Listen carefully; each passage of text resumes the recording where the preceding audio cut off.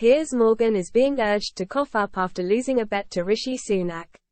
The Prime Minister shook hands with Piers Morgan as they agreed to make a £1,000 bet over his Rwanda policy, which sparked a great deal of controversy at the time. When Mr. Sunak was invited onto the TV broadcaster's TalkTV show, Piers said, "I'll bet you £1,000 to a refugee charity that you don't get anybody on those planes before the general election. Will you take that bet?" Mr. Sunak accepted the bet as he added that he is working incredibly hard to get the people on the planes. Today, it was reported that the UK has now returned an asylum seeker to Rwanda under a voluntary removals program. Under the scheme, which was announced last month, migrants whose claims are rejected are offered up to £3,000 to move to the East African country. An unnamed man was said to have been flown out of the UK on Monday on a commercial flight. The Rwandan government confirmed that an asylum seeker, whose claim had been rejected by the Home Office, arrived on Tuesday on a flight from London.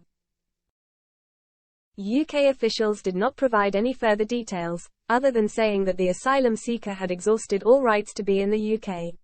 With the news being announced, people are now urging Piers to cough up the money he had wagered in the bet. One Twitter user said, "Per the terms of the bet with Rishi Sunak that he would not send a single person to Rwanda before the election at Piers Morgan needs to cough up £1,000. Another added, "Piers Morgan loses his bet." Meanwhile, a third claimed, "They've probably paid him off and he's only going so they can finally say someone's gone." Rishi did have that bet with Piers Morgan for £1,000 after all. When asked about the divisive bet, in an interview on BBC Radio 5 Live on Tuesday, Mr. Sunak said, "I am not a betting person and I was taken totally by surprise in that interview.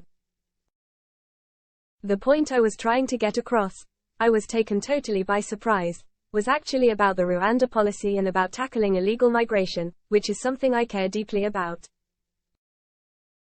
Obviously people have strong views on this and I was just underlining my absolute commitment to this policy, my desire to get it through Parliament, up and running because I believe you need to have the deterrent. I believe you have got to have a deterrent, you have got to have somewhere you can send people so that if they come here illegally they won't be able to stay.